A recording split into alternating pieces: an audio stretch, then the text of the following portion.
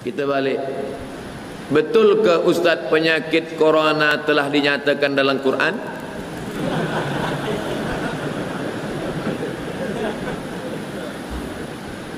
Dia tengok dalam FB dia, corona zamana tu ikra.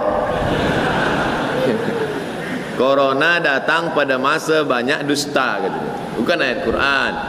Adapun yang pertama menyebut virus corona ini adalah ulama dari Yaman. Bukunya 5-10 tahun yang lalu. Al-Habib Masyhur Al-Adni, Abu Bakar Masyhur Al-Adni, dia sebut situ ada nama virus yang belum ada pada zaman sebelumnya. Tulis di situ humma al-corona. Humma demam, demam panas.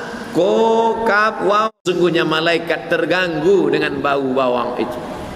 Bawang, kira-kira mana yang hebat, bawang petai ke?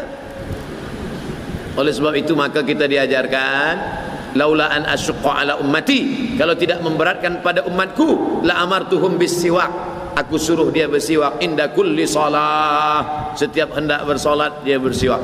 Makanya para habaib kita, para tuan guru kita, para syekh kita, sebelum dia jadi imam, saya tengok waktu Habib Umar datang ke Jakarta di Hotel Crown solat subuh, saya tengok dia sebelum solat subuh, kata dia, sebelum angkat takbiratul ihram dia ambil siwak. Padahal gigi mereka bersih, tapi mereka nak ikut sunnah Rasulullah SAW, sawus sufuh. Oleh sebab itu maka bersihkan mulut. Malaikat rahmat juga suka pada yang wangi-wangi. Maka kita pakai ini, jauhkan daripada yang bau-bau, kerana malaikat pun terganggu dengan yang bau-bau. Kita disuruh buat kebaikan, meninggalkan larangan Allah. Bagaimana kalau kita ini tidak buat dosa besar dan senantiasa kebaikan, cuma solat tak berjamaah, perkara-perkara sunat kita tak buat, hanya buat yang wajib saja. Ini sebenarnya kalau saya tengok, ini bukan nak tanya, nak menawar je. Kenapa kita tak solat berjamaah? Apa sebab kita tak sembahyang berjamaah? Nabi SAW bila dia lepas sembahyang, dia tengok ke belakang, dia meminta kepada engkau dengan para nabi-nabi. Disebutkan dalam kitab Al-Mu'jam Al-Kabir Imam At-Tabrani. Artinya apa? Nabi Muhammad bertawassul dengan nabi-nabi sebelumnya. Nabi-nabi sudah meninggal dunia dan mereka punya kehidupan yang khas, tak sama macam kita.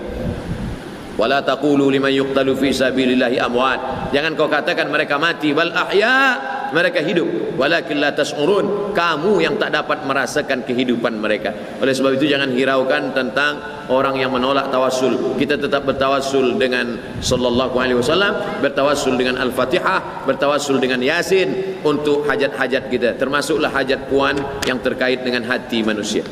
Bolehkah menulis satu ayat Quran di atas kertas? Contohnya Yasin ayat 58, surah Az-Zumar 73, Ibnu Taimiyah. Sebab yang banyak membid'ahkan ni kan yang ikut Ibnu Taimiyah. Maka kita pakai fatwa guru dia. Kata Ibnu Taimiyah, kalau dituliskan ayat di kertas, dituliskan ayat pada mangkuk, tuliskan ayat pada mangkuk dengan tinta buat dawat, tapi dawatnya tak ada racun. Selepas dituliskan itu, lalu disiramkan air, lalu kemudian airnya diminum, maka boleh untuk istisqa. Oh, itu kan ulama belakangan. Bagaimana dengan kalangan salaf? Abdullah bin Abbas, kata Abdullah bin Abbas, dituliskan hati-hati. Tapi hukum asal istisqa dengan Quran, maka dari Quran sendiri. Wa nunazzilu minal Qur'ani ma huwa syifaa. Kami turunkan Al-Quran ini adalah untuk syifa, untuk obat. Kenapa Allah tak mengatakan dawa? Obat dalam bahasa Arab dua, ada dawa, ada syifa. Ternyata dalam bahasa Arab, kalau dawa boleh sihat, boleh tidak. Tapi kalau syifa pasti sihat dengan izin Allah. Maka Allah gunakan kata wa nunazzilu minal Qur'ani ma huwa syifa, bukan wa nunazzilu minal Qur'ani ma huwa dawa. Wallahu a'lam.